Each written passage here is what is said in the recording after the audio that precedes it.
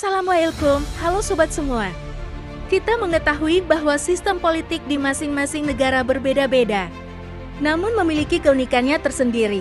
Klasifikasi perbedaan dan persamaan tersebut bisa dilihat melalui sistem pemerintahan, partai politik, dan kelompok kepentingan.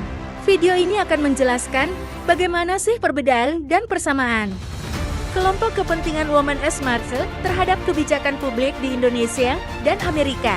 Sebelum itu, yuk mari kita bahas sedikit apa sih perbandingan politik itu. Perbandingan politik merupakan teori yang menyejajarkan dua atau beberapa negara dengan menggunakan teori-teori yang dapat menghasilkan persamaan atau perbedaan antar satu negara dengan lainnya. Perbandingan tersebut biasanya mencakup politik, pemerintahan, aktor politik, kelompok kepentingan, sejarah politik, perilaku pemerintah maupun masyarakat, dan masih banyak lainnya.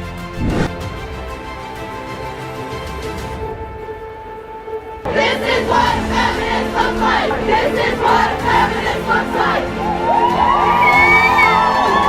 Berbicara mengenai kelompok kepentingan Women March WM ialah organisasi atau kelompok yang terdiri dari aktivis untuk menyuarakan hak asasi manusia khususnya perempuan, yang mana kelompok kepentingan ini secara tidak langsung juga memiliki tujuan untuk memengaruhi kebijakan pemerintah dengan membawa isu-isu yang dikampanyekan.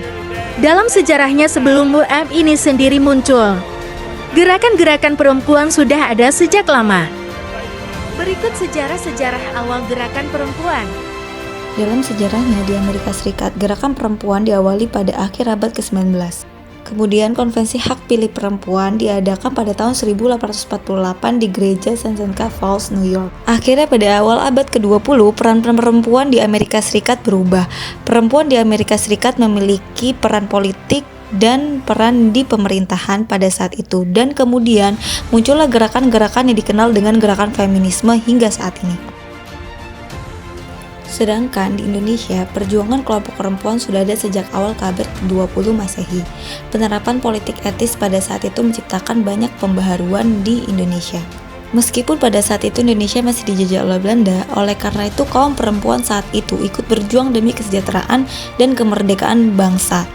Nah, tujuan pergerakan organisasi perempuan di Indonesia sendiri ialah untuk menunjukkan status perempuan pribumi di bidang sosial, politik, dan pendidikan. Salah satu gerakan yang paling terkenal saat itu ialah dikenang dengan nama Kartini Fonds. Selanjutnya kita analisa Women March. Women March pertama kali muncul di Amerika Serikat pada 21 Januari 2017 di Washington DC dengan misi memobilisasikan aksi membela hak asasi perempuan secara global. Berawal dari Facebook yang digerakkan oleh akun bernama Theresia Shook mengundang 40 temannya untuk protes atas kemenangan Donald Trump, yang kemudian akhirnya membuat akun resmi bernama Women March on Washington. Gerakan ini mendapat perhatian publik, sekitar 2,5 juta publik yang terlibat pada gerakan ini. 5 tahun eksistensi WM ini kemudian mempengaruhi kebijakan publik dan meningkatkan kesadaran akan hak-hak perempuan. WMAS berhasil mendorong isu-isu yang mereka tuntut, mulai dari ketidakpuasan atas pilihannya Trump dengan kemenangan Joe Biden tahun 2020, peningkatan proporsi kedudukan di politik berbasis gender mencapai 80% pada pemilu 2018, kebijakan pelecehan seksual yang sudah diamandemen dan pengeluaran 89 kebijakan kesehatan reproduksi atas tuntutan-tuntutan hak-hak reproduksi tahun 2020. Analisa gerakan WM di Indonesia. Gerakan WM di Indonesia juga bergerak setelah gerakan WM di Amerika Serikat yang begitu besar.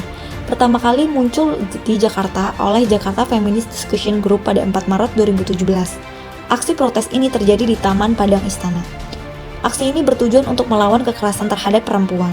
Selain itu, mendorong perubahan politik, hukum, dan ekonomi agar perempuan dapat diakui dan mendapat keadilan atas haknya.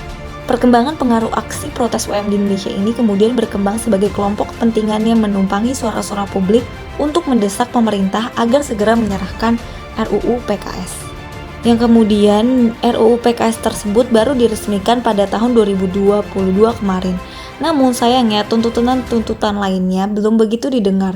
Selain itu, peran perempuan di dalam partisipasi politik di Indonesia sendiri masihlah rendah jika dibandingkan oleh Amerika Serikat sendiri. Kesimpulannya ialah pada perbandingan partisipasi politik antara AS dan Indonesia terlihat adanya persamaan sistem politik negara, yaitu demokrasi. Namun dari kesamaan sistem pemerintahan tersebut tidak memiliki jaminan bagi WM untuk mendapatkan keberhasilan yang sama. Meskipun sama-sama berhasil mempengaruhi kebijakan publik, namun pengaruh partisipasi politik dan hak lebih berhasil Amerika Serikat dibandingkan Indonesia. Sekian, terima kasih sobat.